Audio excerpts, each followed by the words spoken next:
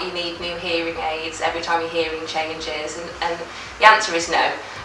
Because hearing aids are set up on the computer for your prescription, all we have to do is retest your hearing and then re-prescribe the hearing aids to the new prescription. So they last for quite a number of years. On average, we say that hearing aids last between 3 and 5 years, but that's based on numerous things. So it might be that your hearing really changes, but that's probably not going to be the case.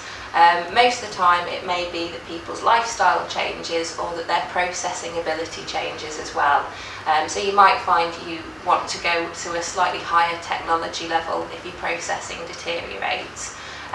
It's also to do with people's dexterity, so sometimes people find that they may have had one style that they then may struggle a little bit more with. They may want to change the style of hearing aids. And a lot of people actually, I'd say the biggest one for me is that people want to upgrade the hearing aids. So like you might get a new television or you might get a new car. As the new technology comes out, people say, oh, you know, I really want that new one that I've seen on this advert. Have you got that? And we'll change for that reason as well.